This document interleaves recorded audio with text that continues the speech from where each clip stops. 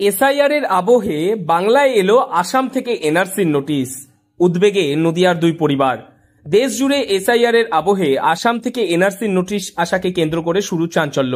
এবারে সুদূর আসাম থেকে এনআরসির নোটিশ এলো নদিয়ায়, আর যা ঘিরে এলাকায় ছড়ায় চাঞ্চল্য।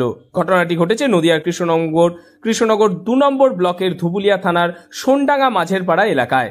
কি হয়েছিল মানে আমি কাজে গেছিলাম, কাজ থেকে আমাকে যারা নোটিশ এসছে আমাকে ফোন করলো, কি আবার তোমার আসাম থেকে নোটিশ এসছে। আমি বলছি আসাম নোটিশ এসছে, দিয়ে বাড়ি বলে বাড়ি আসছে, আমি বাড়ালাম, বাড়ি দেখে নোটিশটা দেখে অনেকজন দেখে অনেক ভাবলো যে কী ব্যাপার, তুই কি অনেক কিছু করেছি।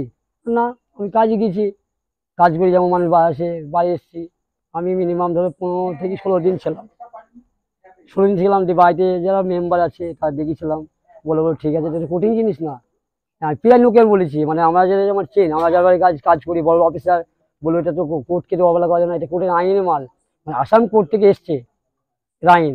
ধরে আমার ডেট হয়েছে 9 তারিখে ডেট, আমার হিসাবে তো আসামে তো জামিন হওয়া দরকার না। আমি তো আসামের লোক নাই, আমি তো পশ্চিমবাংলার লোক। আমার এখানে বাড়ি, এখানে আমার সব কিছু, আমার বাবা থেকে বাপ থেকে সব কিছু ডুবে গেছে নাই আমাদের। ঠিক, বিশাল আত্ম মানে টেনশনে, মানে খাওয়া বন্ধ হয়ে গেছে আমার। জানা যায় এলাকায় সঞ্জু শেখ ও আরশাদ শেখ নামক দুই যুবকের বাড়িতে চলতি মাসের 3 তারিখে একটি কাগজ আসে। অসমীয়া ভাষায় লেখা থাকায় পরিবারের সদস্যরা কিছুই বুঝতে পারেনি। পরবর্তী সময় কাগজটি নিয়ে এলাকার জনপ্রতিনিধিদের দেখালে তারা জানায় এটি আসাম থেকে এনআরসির নোটিশ এসেছে। শুনেই মাথায় কার্যত আকাশ ভেঙে পড়ে সঞ্জু ও আরশাদ শেখ ও তার পরিবারের সদস্যদের।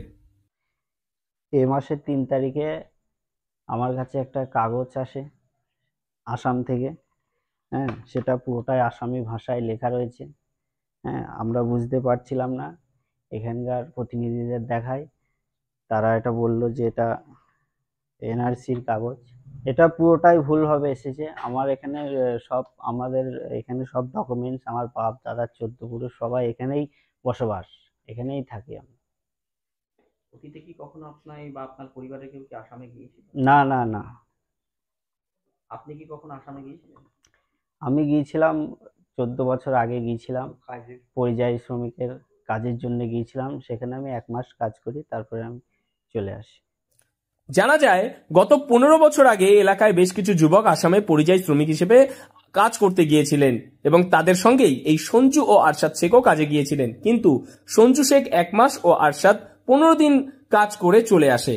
তার দীর্ঘ এতদিন পর কিভাবে এই নোটিশ এলো তা নিয়ে উদ্বেগে সকলেই। তবে বিষয়টি নিয়ে রাজ্যের মুখ্যমন্ত্রী এবং কৃষ্ণনগরের সাংসদ মহুয়া মৈত্র ওই দুই পরিবারের পাশে থাকবেন বলেই জানা গিয়েছে সূত্র মারফত।